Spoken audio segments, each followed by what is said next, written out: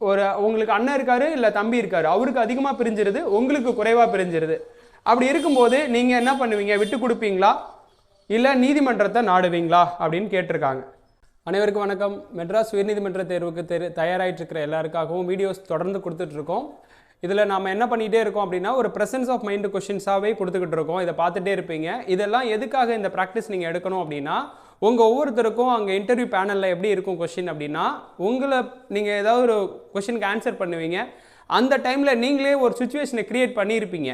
So அப்போ என்ன பண்ணுவாங்க, அந்த ஒரு ஈவெண்ட்டை வச்சுட்டு உங்கள்கிட்ட ஒரு சுச்சுவேஷன் கொஸ்டின்ஸ் கேட்பாங்க.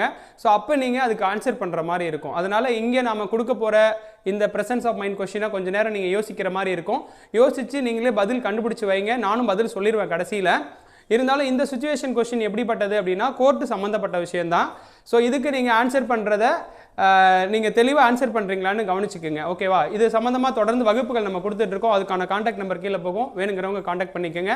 ஸோ இப்போ வாங்க அந்த ப்ரெசன்ஸ் ஆஃப் மைண்ட் கொஸ்டினை பார்க்கலாம். ஸோ இது பாருங்கள், ஒரு பாக பிரிவினை, ஒரு பார்ட்டிஷன் சம்மந்தப்பட்ட பிரச்சனை.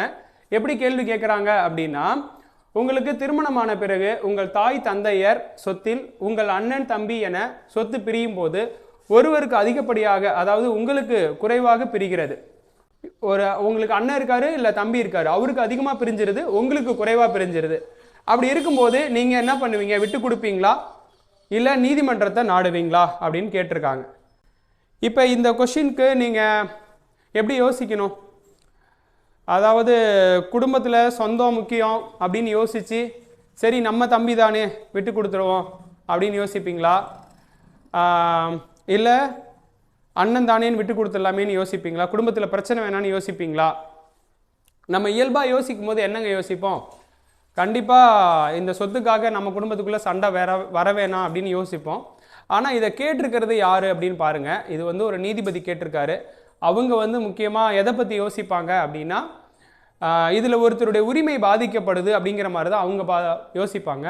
அப்போ உங்களுடைய உரிமை பாதிக்கப்படுது அப்படிங்கிறப்போ நீங்கள் என்ன பண்ணியிருக்கணும்? நீதிமன்றத்தை தான் நாடணும். அந்த பதிலை தான் அவங்க எதிர்பார்த்துருப்பாங்க. நீங்கள் அந்த மாதிரியான ஒரு பதிலை தான் கொடுத்துருக்கணும். அப்போ இந்த கேள்விக்கு எப்படி பதில் கொடுக்கலாம் அப்படின்னு யோசிச்சு பாருங்கள். ஸோ அப்போ இந்த கேள்விக்கு எப்படி பதில் கொடுக்கணும்?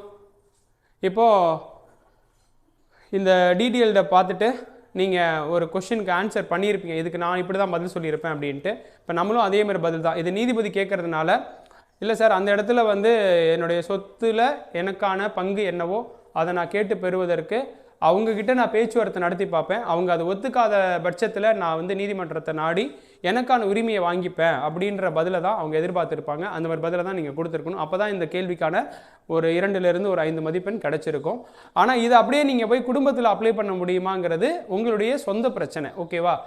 அதை நீங்கள் விட்டு கொடுத்தும் போக வாய்ப்பு இருக்குது, இல்லை ஊர் தலைவர்களை வச்சு பஞ்சாயத்து பேசி முடிக்கவும் வாய்ப்பு இருக்குது. ஓகேங்களா? அதனால் இந்த கேள்வியில் நீங்கள் பதில் சொல்ல போகிறது எப்படி இருக்கணும் அப்படின்னா, உங்களுடைய உரிமை பாதிக்கப்படுகிறது, அந்த உரிமைக்காக நீங்கள் நீதிமன்றத்தை நாடி உங்கள் உரிமையை நிலைநாட்டுவதை தான் நீங்கள் கவனமாக கொள்ள வேண்டும் என்பதுதான் இந்த கேள்வியில் அவர்கள் எதிர்பார்க்கக்கூடிய பதிலாக இருக்கும். அதே பதிலை தான் நீங்கள் கொடுக்குற மாதிரி இருக்கும். ஓகே, இந்த கேள்விக்கு நீங்கள் ஆன்சர் பண்ணியிருப்பீங்க. அதே மாதிரி இன்னொரு ப்ரெசன்ஸ் ஆஃப் மைண்ட் கொஸ்டின் கேட்குறாங்க. இதுக்கு ஆன்சர் யோசிச்சு வைங்க. இதுக்கான ஆன்சரை நான் அடுத்த வீடியோவில் கொடுக்குறேன், நீங்கள் யோசிச்சு வைங்க.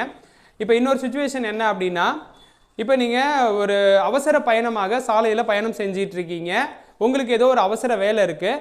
அப்போ என்ன நடக்குது அப்படின்னா, சாலை ஓரத்தில் ஒரு நாய்க்குட்டி அடிபட்டு இருக்குது. அந்த உயிரோடு தான் இருக்குது. இப்போ நீங்கள் வண்டியை நிறுத்தி அந்த நாய்க்குட்டியை ஃபஸ்ட் எய்டு பண்ணி காப்பாற்றிட்டு அதுக்கப்புறம் உங்கள் பணியை தொடருவீங்களா, இல்லை அந்த நாய்க்குட்டியை கண்டுக்காமல் கடந்து போயிடுவீங்களா அப்படிங்கிற கேள்வி கேட்டிருக்காங்க. இதுக்கு உங்களுக்கு என்ன பதில் சொல்ல முடியும்னு யோசிச்சு வைங்க. இதோடைய பதிலை நான் அடுத்த வீடியோவில் கொடுக்குறேன். நன்றி.